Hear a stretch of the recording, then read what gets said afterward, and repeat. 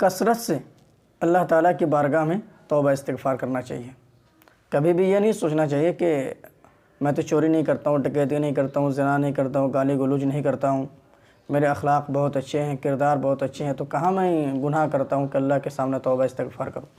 ایسا کبھی سوچنا ہی نہیں چاہیے، اور ذہن و دماغ کے اندر اس قسم کی باتیں کبھی آنی ہی نہیں چاہیے، اس لیے کہ اللہ رب العالمین کا ہمارے اور آپ کے اوپر جتنا بڑا حق ہے، وہ حق کما حق کو ہم ادا نہیں کر پائیں گے، اور نہ ہی نہیں کر سکتے ہیں۔ ہم اللہ تعالیٰ کے حق میں کوتاہی کرتے ہیں، سستی اور کاہلی سے کام لیتے ہیں، اور بہت سارے ایسی چیزیں ہیں کہ روزمرہ کی زندگی میں ہم سے کہیں نہ کہیں غلطیاں سرزد ہو ہی جاتی ہے، جو ہم اس چیز کو محسوس نہیں کر پاتے ہیں یا محسوس نہیں کرتے ہیں۔ کبھی کبھی جان بوجھ کر بھی ہم غلطی کر بیٹھتے ہیں، اور کبھی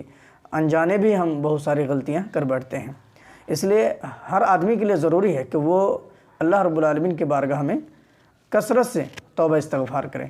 اور اللہ کے رسول صلی اللہ علیہ وسلم نے ہم سب کو کثرت سے اللہ کی بارگاہ میں توبہ استغفار کرنے کی آپ نے ترغیب دی ہے۔ خود اللہ کے رسول اللہ رب العالمین کے بارگاہ میں کثرت سے توبہ استغفار کیا کرتے تھے، اور لوگوں کو بھی اس بات کی ترغیب دیا کرتے تھے کہ وہ اللہ کی بارگاہ میں کثرت سے توبہ استغفار کیا کرو۔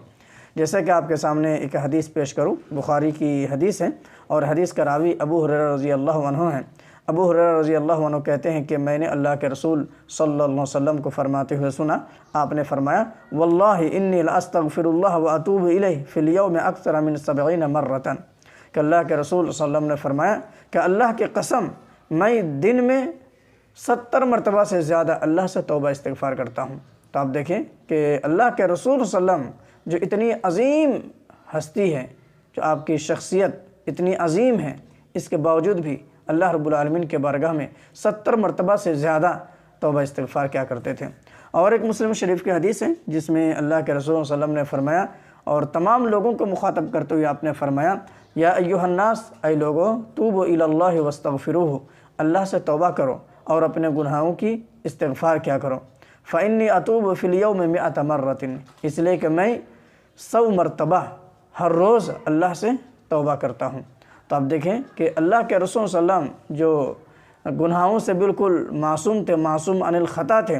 اس کے باوجود بھی اللہ کے رسول صلی اللہ علیہ وسلم ایک بشر ہونے کے ناطے اللہ رب العالمین سے 70 مرتبہ سے زیادہ بلکہ 100 مرتبہ ہر روز اللہ رب العالمین سے توبہ استغفار کیا کرتے تھے۔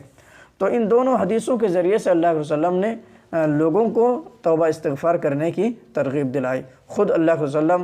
اللہ رب العالمین سے کثرت سے توبہ استغفار کیا کرتے، اور لوگوں کو بھی کثرت سے توبہ استغفار کرنے کی ترغیب دیا کرتے تھے۔ اس لیے ہم اور آپ کے ذہنوں کے اندر اس قسم کی باتیں ہرگز نہیں آنی چاہیے کہ ہم تو چوری نہیں کرتے، ڈکیتی نہیں کرتے، زنا نہیں کرتے، چغل خوری نہیں کرتے، یا تو لوگوں کو تکلیف نہیں دیتے ہیں، اذیتیں نہیں دیتے ہیں، ہر ایک کی حقوق ادا کرتے ہیں، تو ہم کیوں توبہ استغفار؟ نہیں، ہم انسان ہیں، اور انسان سے غلطیاں ہونا یہ ضروری ہے۔ ہر آدمی سے غلطیاں ہوتی ہیں، کبھی کبھی جان بوجھ کر بھی ہم سے غلطیاں ہو جاتی ہیں، کبھی کبھی انجانے ہم سے غلطیاں ہو جاتی ہیں۔ اللہ رب العالمین کا جو حق ہے وہ حق ہم کما حق کا ادا نہیں کر پاتے ہیں، بندوں کا جو حق ہمارے اوپر ہے وہ حق کبھی کبھی